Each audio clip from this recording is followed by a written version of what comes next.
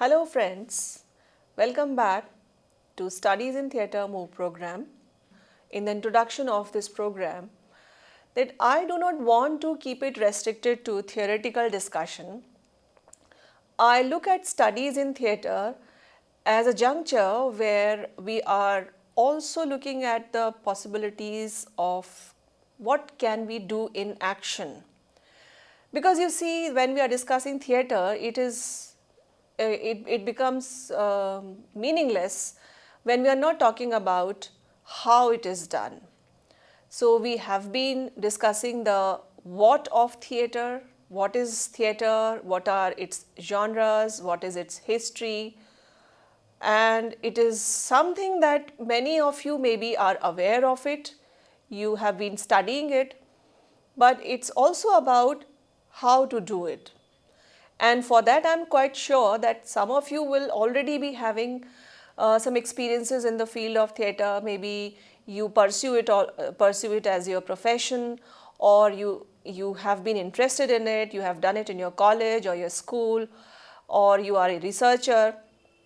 So for all this reason, this particular lecture is very crucial, because this lecture tells you about what is acting and what is performance, and what are the things that we must keep in mind when we are doing theatre, when we are acting in theatre. Because acting is one of the most obvious aspect of theatre that a person wants to know.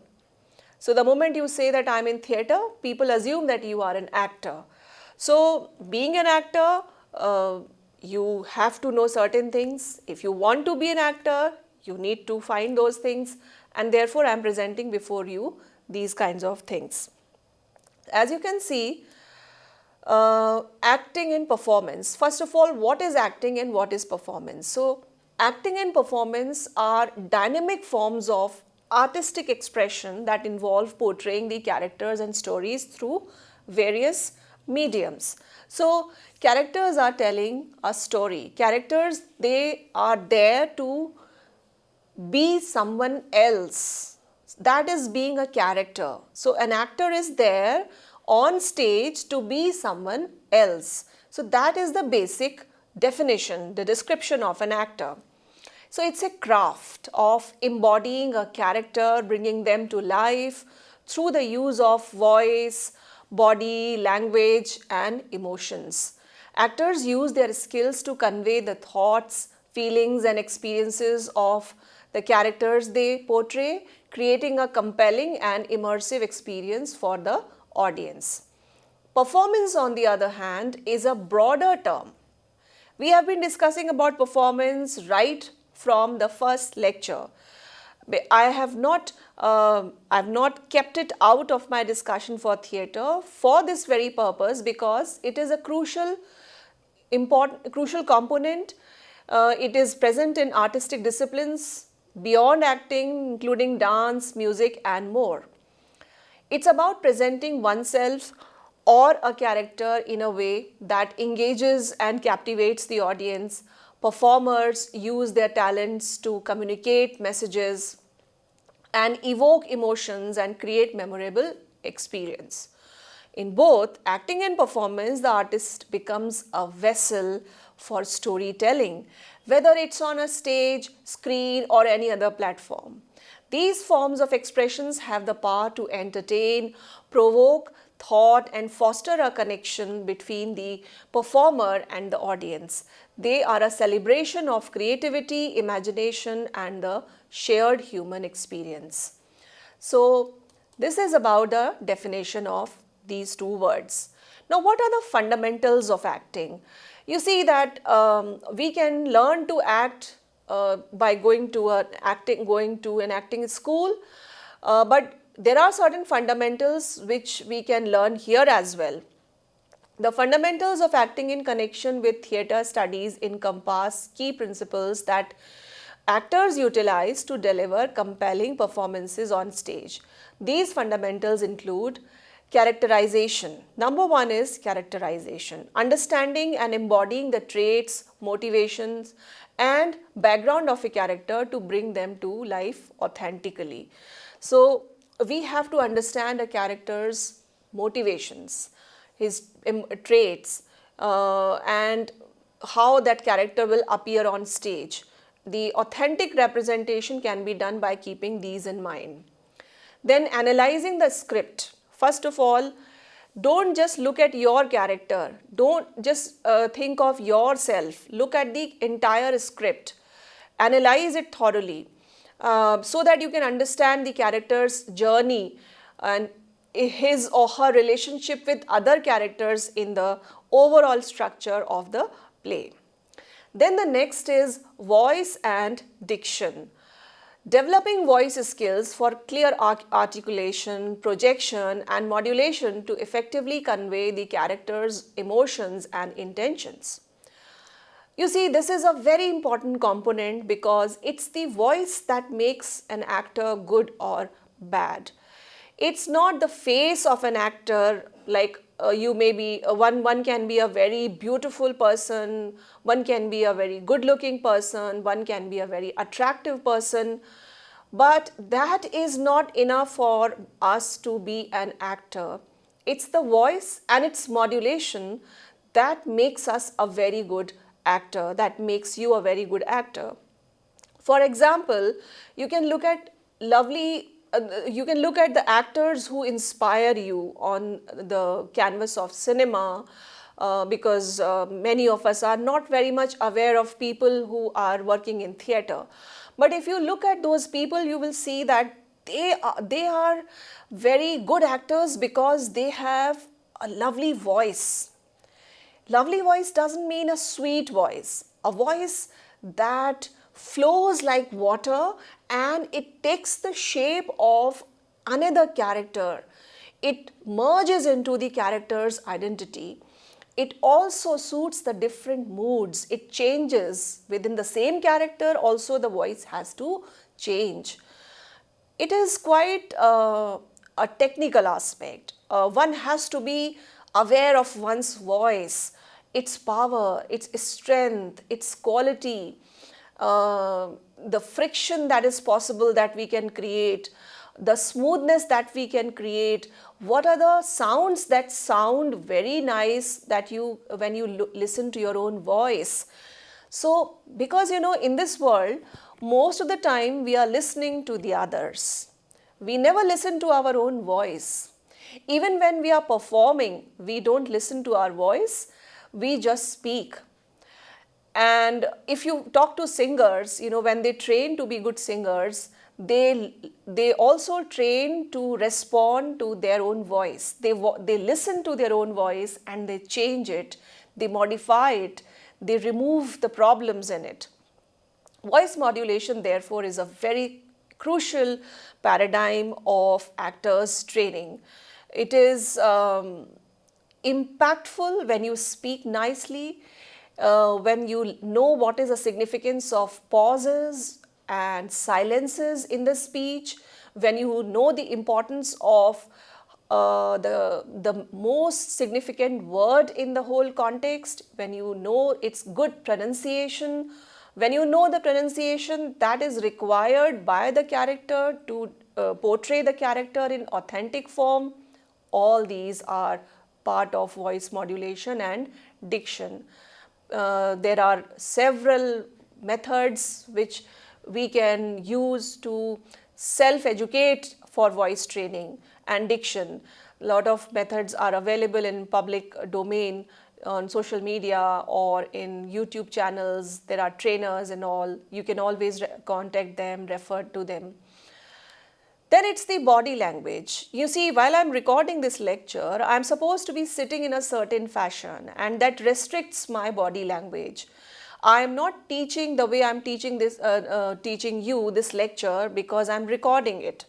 So I'm adjusting my body language and I'm trying to be a good version of myself in front of the camera because this is what is required. If you are there in a classroom, if I'm in a classroom and you look at the same teacher, for example me, you will find that I have a certain different method of presenting myself using my body language. So movement around the stage, movement of your body and movement of your body from here to there in all the special positions is to be understood by a character, by an actor.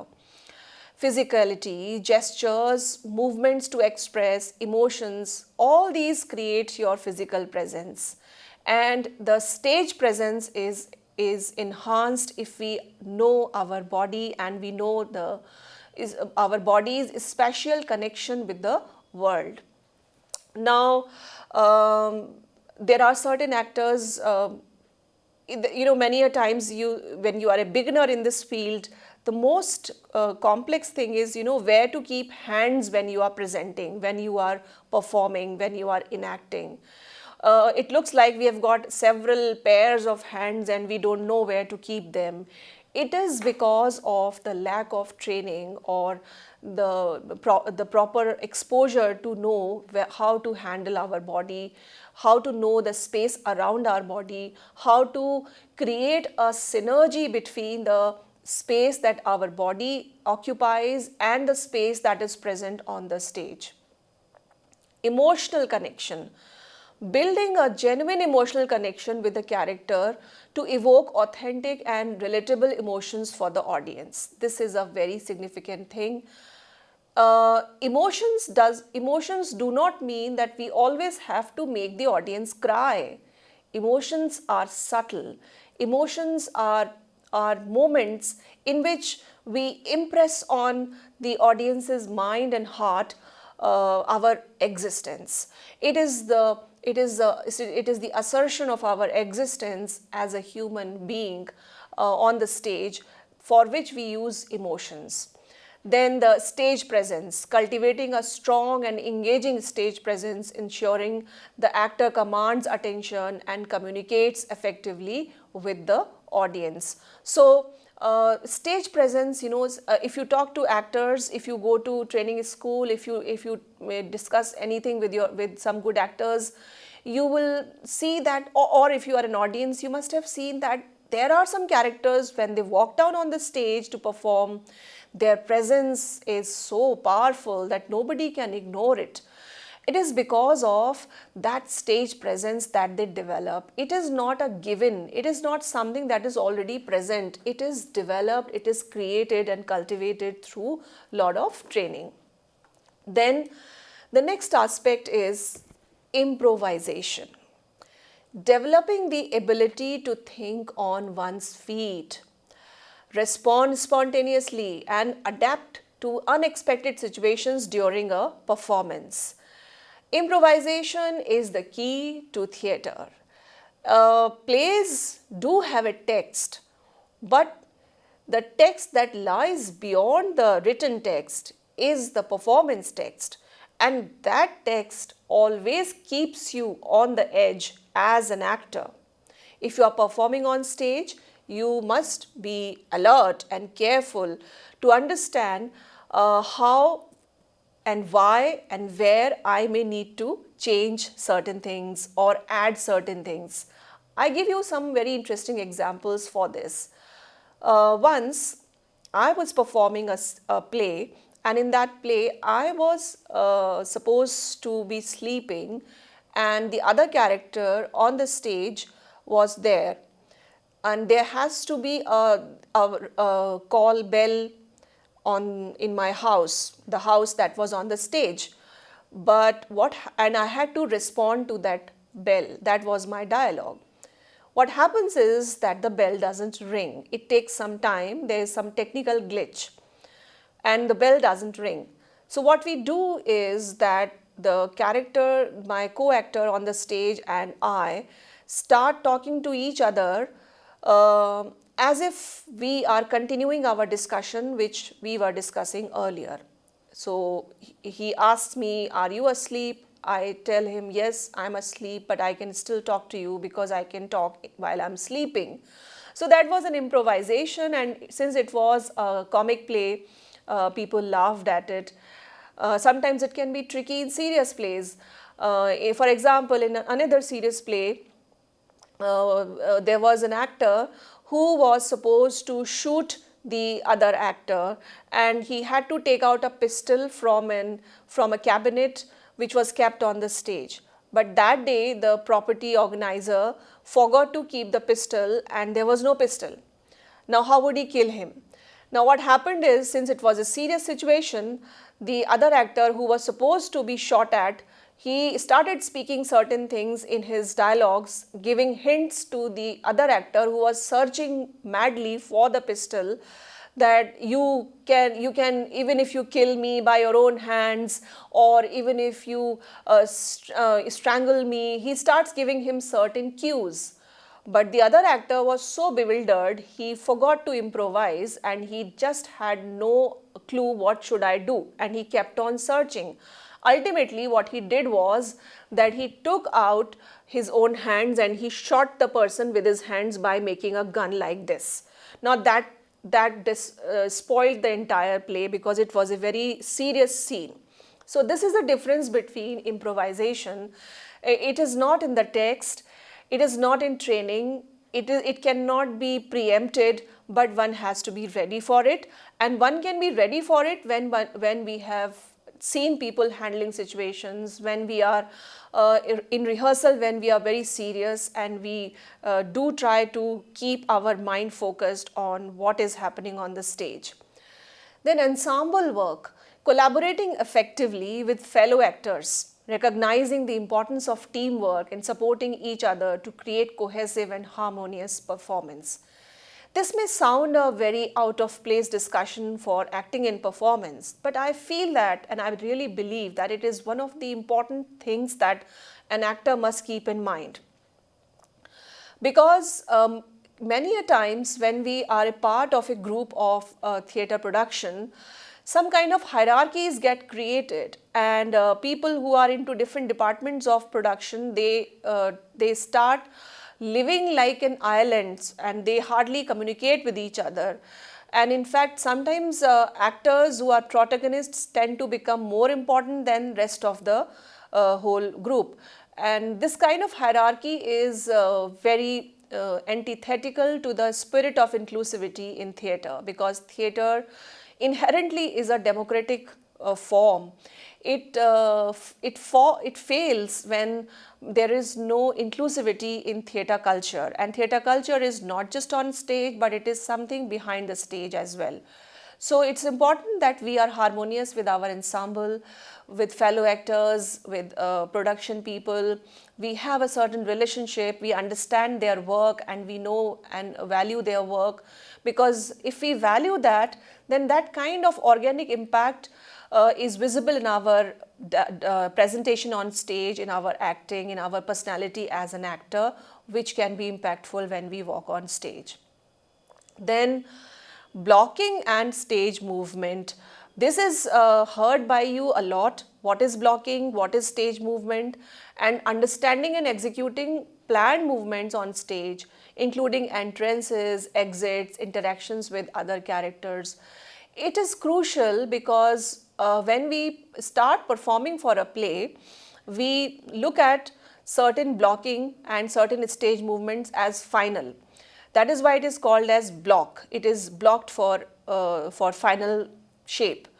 But when we are doing the same play in different locations, in different stages, in different theatres, we may have to adjust our blocking. We need to understand how our play will change if we will not learn that. So one has to be careful of learning how to block, but one also has to be careful of how to improvise the blocking as well. Sometimes the size of the stage is not the same everywhere.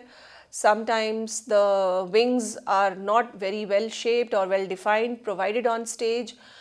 Sometimes the color, the curtains behind the curtains which are there at the back in the backdrop are different.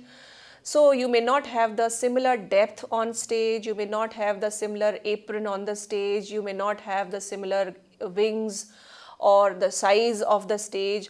All these things can interfere in your blocking if you are doing your same play in a different location. Then rehearsal techniques. employing effective rehearsal strategies to refine performances, build chemistry with the cast, which has already I have indicated that rehearsal technique is important. You need to develop your own rehearsal cycles, rehearsal techniques, improvisation methods, taking down notes, learning to prompt, etc. So these are fundamentals that form the foundation of acting in theatre studies, providing actors with the tools and skills needed to deliver impactful and memorable performances on the stage. Now, character development, how character develops, how to focus on the development of a character.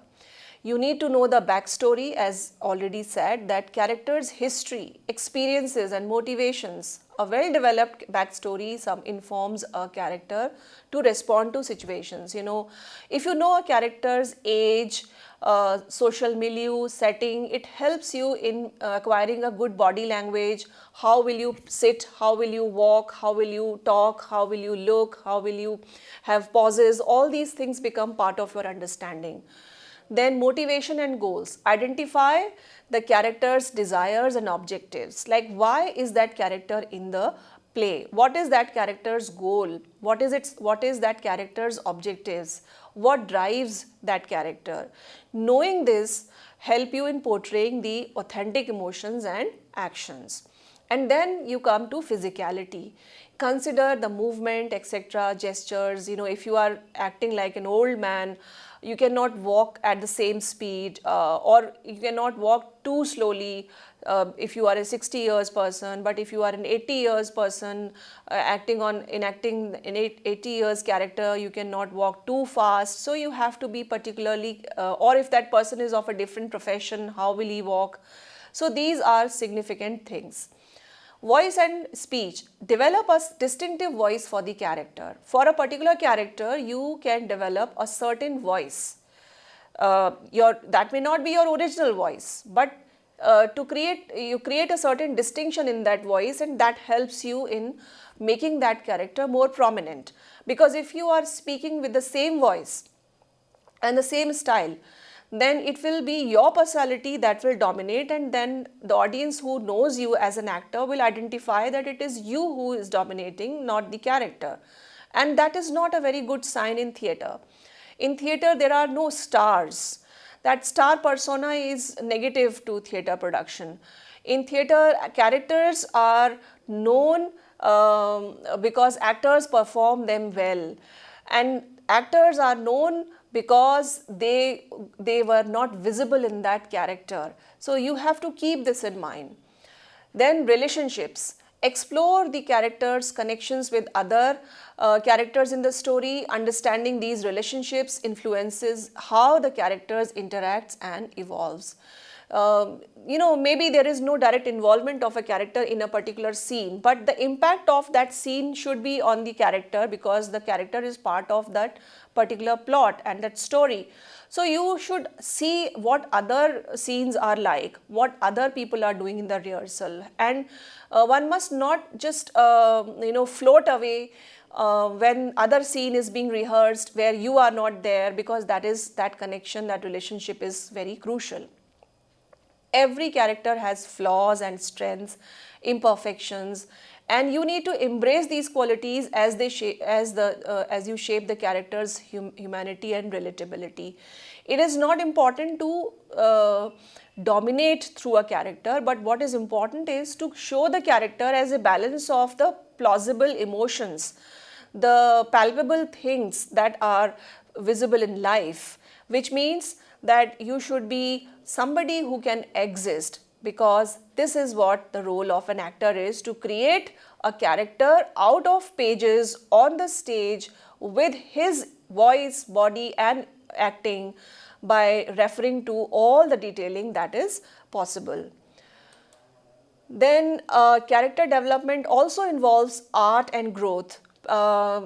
Plan the character's journey and evolution throughout the narrative. How will that character work throughout the narrative? Maybe you have not too many scenes, but the entire narrative is to be known by you in order to indicate your presence in that narrative also. Then internal conflicts delve the characters' internal struggles, doubts and conflicts. This adds depth and authenticity to the emotional portrayal. When an actor is focusing on these internal conflicts also, because internal conflicts are not visible on stage, but it's our acting that can bring out those internal conflicts with the help of voice, body, dialogue delivery, use of diction, pronunciation, hand movement, gestures, use of space, all these things. Cultural and social context. Consider the character's background, societal influencers, and cultural context. This informs their beliefs, values, and behaviors. So, what kind of a culture or societal context does the character belong to? Is it not important to understand? Is it not crucial to find out? Because we may assume that we know all the things, but when we really live through that experience, we understand it much better. So these are crucial aspects that you should understand and while acting. By thoroughly exploring these elements, actors can breathe life into their characters, creating performances that resonate with audiences and contribute to the richness of the overall narrative. So, this much about the character and development. Then techniques for enhancing stage presence and expression in acting. Confidence, stand tall and maintain good posture. Standing tall does not mean that your height has to be tall. It is how you present your persona, your body, how you stretch it, how you use it. This is important for training of an actor. Maybe you don't need that standing tall in the character while you are enacting it, but you need to train yourself in order to enhance your persona and project confidence through body language. Confidence is the key to make you beautiful on stage. It's the confidence that makes a person beautiful, not the clothes or the attire or the face or anything else. It's the confidence that you may be required to play the character of a person who is not confident. So you need to be confident about confidentlessness of that character and perform it there. It has to be layered. The confidence has to be in layers. It has to be, something that you can tweak according to the requirement. This is a crucial thing. Eye contact is one more dimension of acting. Engage with the audience through eye contact if it is allowed in your context. Sometimes it is not allowed, but this is a possibility, and use eye movements to convey emotions and intentions. Sometimes your eyes may be required to be blank, but sometimes your eyes may be required to move a lot, to raise your eyebrows, to use your eyeballs, to have a certain kind of makeup on eyes. So don't forget your eyes. They are very important. They speak a lot when you are acting. Voice projection, practice vocal exercises, voice exercises to strengthen and project your voice. This I told you already. And ensure clarity and articulation in speech. Dialogues should be spoken clearly. If dialogues are spoken with a certain intermingling, they can merge into each other. Even if you are supposed to shout, scream, furious, happy, exhilarate, exclaim, excited, in any situation, never lose the articulation of dialogues, never miss it out. Suppose you shout very loudly and your voice your pronunciation misses out the most important word. What is the point in shouting? And if you are celebrating and you have to speak certain thing, you miss out that word because your voice was in such a way. So this is a crucial thing. Sometimes we can see how to speak fast with clarity, how to speak slow with clarity, how to speak with clarity even when we are speaking very fast. So these are the levels of your speech, the training that you can give to yourself. Then techniques for enhancing stage presence and expression in acting, facial expression. You can do these exercises, you can see how your face looks like, when you are doing or ha or e or or this, because you can see whether you really look appealing in a certain character, because there may be a set expression for excitement, but does that expression suit a particular character? This is important to analyze. So ensure your expressions match the mood and the context of the scene, and that goes with the gesture and body language also. Use body language to use the character's feelings and thought, not something prescribed in a textbook. This is important. It's your decision as an actor. So therefore acting is, a lot of discretion, lot of research of the an actor in himself in order to showcase a particular thing. Then techniques for enhancing stage presence and expression in acting. Breathing technique. You can take breathing exercises, how much you breathe, in how much words can you speak in one breath. This is one method. Controlling when you are walking fast or jumping or running on stage, how will you control your breath. Movement, how do you look when you are moving, understanding the blocking and choreography. Energy and pacing, maintain the energy consistently. Don't just be very energetic in the beginning and your energy is low towards the end. Then reacting to the others, that is a very, very important thing. And awareness of space. So these are other things. These techniques are important in the training of an actor. When you are learning to act, you can use this. Then techniques for enhancing stage presence.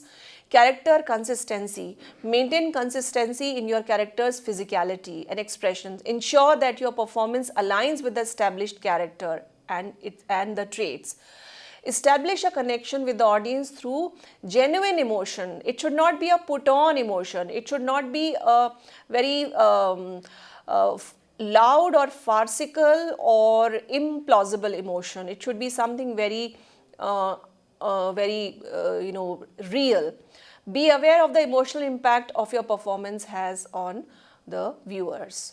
So these techniques can enhance your stage presence. Characters' stage presence can be enhanced. So these are the sources of the pictures that I have used.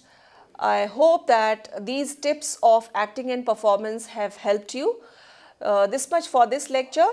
See you in the next lecture with a next topic. Thank you very much.